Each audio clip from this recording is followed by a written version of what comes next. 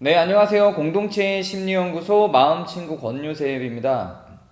지금 교류분석적 입장에서의 자아를 계속 설명해 나가고 있는데, 어떤 분이 메일로 질문을 주셨는데요. 매우 중요한 질문이고, 앞으로 자아를 더 발전시켜서 설명하기 위해서 도움이 될 만한 개념의 질문이기 때문에 이 질문을 먼저 좀 설명하고 지나가도록 하겠습니다.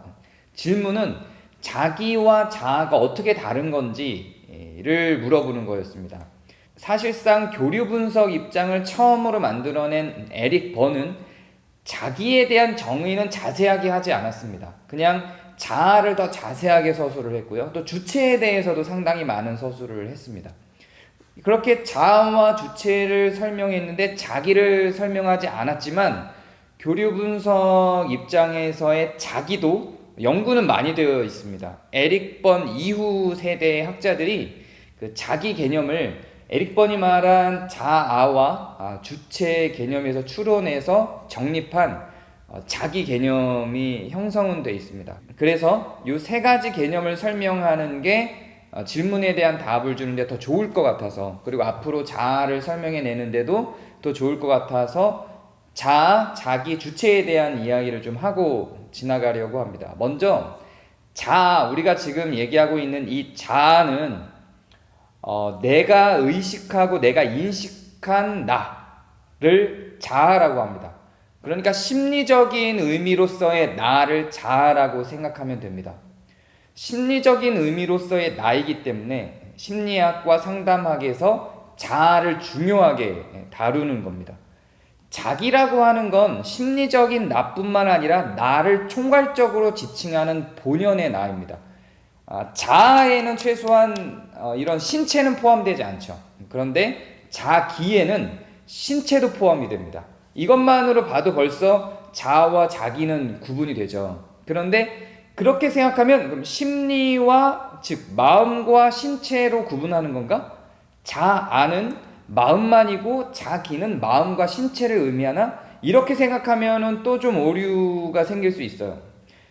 교류분석 입장에서의 자기는 에릭 번이 정확하게 정의하지 않았지만 그 후대에 많은 학자들이 형성한, 그리고 에릭 번이 영향받은 그 현상학에서 이야기하고 있는 자기라고 하는 개념을 통해서 볼 때 단지 신체와 마음을 통합하는 정도 수준은 아닙니다.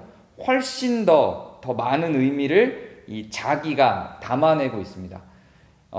이거를 더 잘 설명하기 위해서 현상학 개념 하나를 또 한번 설명을 좀 드려야 되는데요. 그렇게 해야 자아와 자기가 조금 더 명료하게 구분이 될 것 같기 때문에 그렇습니다.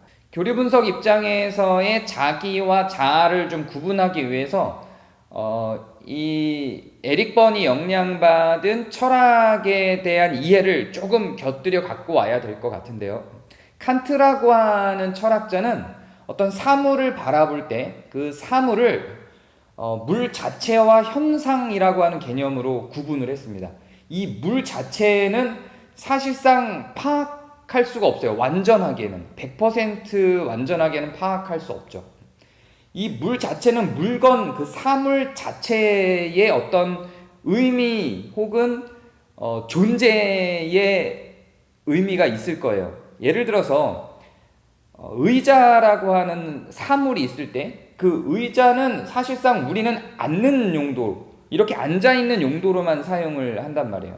그래서 그 의자가 나에게 현상적으로는 앉는 대상으로서만 의미가 있어요. 그런데 그 의자에는 사실은 앉는 용도로만 사용되지 않고 훨씬 더 깊은 의미를 가진 의자일 수 있어요. 나에게는 그 의자가 그냥 앉는 용도이지만 어떤 사람에게는 그 의자가 유산으로 상속받아서 아버지가 물려준 매우 깊은 역사와 의미를 갖고 있는, 내가 단지 앉기만 하는 용도가 아닌 그 이면에 훨씬 더 많은 의미를 내포하고 있는 그런 의자일 수도 있죠. 그리고 그 의자에 사용된 나무가 정말 고귀한 나무일 수도 있고요. 그 의자에는 누군가가 뭐 다이아몬드를 숨겨놓거나 했을 수도 있어요. 그러니까 어떤 의미가 있는지 사실 모르는 거예요. 그런데 제가 그 의자를 현상적으로만 볼 때는 그냥 앉는 대상인 거죠. 그래서 그 사물 자체가 갖고 있는 깊은 내막과 의미는 저는 잘 몰라요. 그러니까 그 사물에 대해서 내가 파악할 수 있는 현상과 그 사물 자체는 분리된 개념으로 봐야 된다는 겁니다. 그래서 그 물 자체, 그 사물 자체에 대해서는 사실 파악할 수 없는 거죠. 어떤 사람이 의자를 만들었는데 혹은 어떤 목각 인형을 만들었는데 그 목각 인형에 사용된 나무가 굉장히 존귀하고 희귀한 나무예요. 그래서 그 나무 자체의 가치가 뭐 수십억씩 한다고 가정해봐요. 근데 나는 그냥 그걸 재미로 그냥 나무로 깎아서 어떤 목각을 만들어 놓고 그냥 집에 장식품으로 사용하는 거예요. 나에게는 그 목각 인형은 그냥 장식품이라고 하는 현상만으로 받아들여지는 거죠. 그러나 실제로 그 목각 인형이 갖고 있는 가치는 내가 생각하는 것보다 훨씬 더 높을 수도 있고 또 다른 수많은 용도로 활용될 수도 있는 거죠. 그렇게 물 자체가 갖고 있는 가치와 의미와 그것을 바라보는 대상에게, 사람에게 나타난 그 대상의 현상은 분리될 수밖에 없는 겁니다. 그리고 이런 개념에 있어서 하이데거라고 하는 사람은 그 어떤 사물뿐만 아니라 인간에게 있어서도 존재와 존재자라고 하는 개념을 나눕니다. 이 존재자라고 하는 개념은 사회적 합의나 지식에 의해서 분류가 되는 거예요. 사람은 남자와 여자로 나누죠. 이거는 사회적으로 합의된 어떤 기준이 있는 거예요. 인간 본연의 자체가 아니라 그 어떤 사회적 기준에 의해서 그걸 나눠놨죠. 그래, 남자와 여자 혹은 무슨 어린이와 노인, 어른, 장년, 청년 이런 구분들이 생기죠. 이런 구분들에 의해서 구분이 돼 있는 그 존재를 존재자라고 합니다. 그런데 그 존재자라고 하는 개념으로 그 존재를 완전히 다 파악할 수는 없다는 거예요. 노인이라고 저의 경우 40대 남자 상담사 한 가정의 가장 한 연구소의 대표 이렇게 규정해 놓은 존재자로서의 개념이 저한테는 있단 말이에요. 그런데 그것만으로 저를 다 규정할 수는 없죠. 저는 그것으로만 규정될 수 없는 진짜 나 자체, 나의 존재가 있거든요. 이면에 수도 없는 많은 자기가 있는 거예요. 이게 자기예요. 여기서 존재, 물 자체에 해당되는 게 자기라고 보면 돼요. 물론 자기의 개념이 이렇게 존재라는 개념과 물 자체라는 개념과 완전히 일치하지는 않아요. 이렇게 1대1로 대입해낼 수는 없지만 그 존재와 존재자의 개념 중에서 존재의 개념 그리고 물 자체와 현상의 개념에서 그 물 자체의 개념을 자기라고 보는 거예요. 자기는 나에 대한 총괄적인 드러난 부분과 드러나지 않은 부분, 인식된 부분과 인식되지 않은 부분, 마음의 부분과 신체적인 부분 이런 것들을 다 총괄한 어떤 나를 자기라고 하는 겁니다. 영어로는 self라고 표현을 하는 거고요. 그 중에서 내가 인식하고 내가 의식하고 내가 내 마음이라고 받아들인 어떤 내 마음으로서 내가 활용하고 있는 그런 부분을 심리적인 나로서의 부분을 에고라고 합니다. 나는 자기를 완전히 다 이해할 수 없어요. 나지만 나 스스로 나를 완전히 다 이해할 수 없어요. 내 신체의 어떤 세밀한 부분 속에 있는 모든 조직과 이런 것들을 의학적인 어떤 지식을 가지고 다 이해할 수도 없고요. 내가 경험하지 못했으나 사실은 내가 갖고 있는 어떤 가능성에 대해서도 나는 다 이해하지 못할 수 있어요. 그러나 그런 게 존재는 하겠죠. 내가 다 파악하지 못했지만 그런 전체가 자기입니다. 그런데 그 중에서 내가 인식하고 이해하고 의식해서 나의 마음으로 나의 심리로 받아들이고 있는 나를 에고라고 하는 겁니다. 그것이 무의식의 영역이든 의식의 영역이든 무의식도 사실은 나의 의식 안에 있는 무의식이거든요. 그래서 나의 마음 가운데 심리적인 그 어떤 심리적으로 규정된 나가 에고예요. 그리고 그 외에 그냥 본연의 나, 전체를 다 총괄하고 있는 나가 자기, 셀프가 되는 겁니다. 그럼 주체는 뭐냐면 그런 에고가, 자아가 있는데 그것이 행동으로 드러나서 외부로 발현돼서 스스로 결정해서 끌고 가는 나를 주체라고 하는 거야. 그래서 주체성이 있다라고 하는 것은 내가 주도적으로 끌고 가죠. 아니, 그러면 내 행동에 대해서 주체적이지 않은 사람도 있나? 이게 교리 분석에서는 매우 중요합니다. 주체적이지 않은 사람이 매우 많아요. 자아를 설명할 때 이렇게 설명을 했었죠. 부모자, 어른자, 아이자가 있는데 어른자가 주체적으로 나를 끌고 갈 때 그게 이제 자기에 가까운 내가 되는 겁니다. 어른자는 분석틀을 갖고 있어서 내 안에는 부모자도 존재를 하고 아이자도 존재를 하는데 어떨 때는 어린 시절에 내가 나를 끌고 가는 거예요. 또 어떨 때는 내가 배운 부모가 나를 끌고 갈 때도 있어요. 내가 분석틀에 의해서 부모와 아이 시절의 나를 받아들여서 내가 어른이 돼서 성숙했을 때 결정하고 만드는 내가 아니라 어린 시절의 나, 그렇게 땡깡 부리던 나, 그리고 나에게 지시하고 명령하고 가르쳤던 부모의 가르침, 그 부모가 내 안에서 인격화가 돼서 나를 끌고 갈 때가 있죠. 그럴 때는 주체적이라고 표현하지 않는 거예요. 그땐 내가 행동하고 내가 말하지만 주체적으로 내가 가는 것이 아니라 부모의 가르침에 끌려가거나 어린 시절의 나의 내면 아이에게 끌려가게 되기도 하는 거죠. 그러니까 주체성이 확보되지 않은 상태에서는 사실 주체적이지 않은 나의 행동이 굉장히 많을 수 있는 겁니다.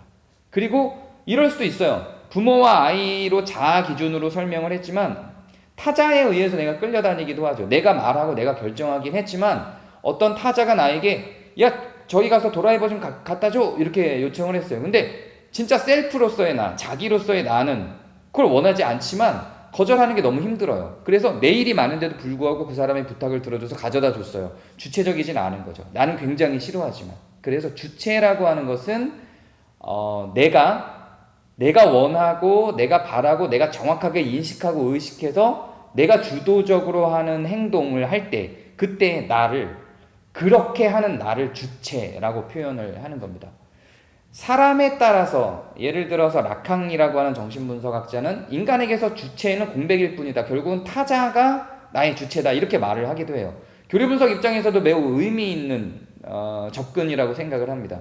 그런데 교리분석에서는 그런 라캉의 기본 개념, 타자가 나의 주체로 나를 끌고 간다라고 하는 개념은 굉장히 동시대 사람이거든요. 비슷하게 받아들여요. 그런데 라캉의 경우는 타자가 나의 주체가 돼서 나를 끌고 가고 거기에서 벗어나는 것이 매우 희박하다라고 보고 나를 공백으로 만든 상태로 내가 살아간다고 보는 반면에 물론 이제 거기서 내가 주체가 되는 과정으로 끌고 가는 게 목표이기는 하죠. 그런데 교류 분석에서는 이미 내 안에 나를 주체적으로 끌고 가는 무엇인가가 있다고 봐요. 그게 어른 자아인 거죠. 그래서 그 어른 자아가 부모자와 아이자와 혹은 타자의 교류에 의해서 영향받지 않고 어른자의 판단에 의해서 내가 어떤 행동을 하고 말을 할 때 그것을 교류분석 입장에서는 주체라고 합니다. 그래서 주체라고 하는 개념, 교류분석에서의 주체라고 하는 개념은 어른자와 굉장히 긴밀한 영향을 맺고 있죠. 융이라고 하는 분석심리학자는 자기를 가운데다 두고요. 자기를 가운데다 두고 그 주변을 자아가 둘러싸고 있어요. 물론 더 복잡한 개념으로 다른 층위들도 있는데 셀프 그러니까 그 자기가 중심에 있고 사실 표면적으로 드러난 건 자아이고 그 표면적으로 드러난 자아를 더 깊이 들어가서 그 가운데 있는 자기에게 접근하는 것이 심리 분석의 과정이라고 봐요. 그래서 사실상 내가 인식하고 의식하고 있는 그 자아를 뚫고 들어가서 자기에게 접근해야 된다라고 보는 게 분석 심리의 입장, 융의 입장인 겁니다.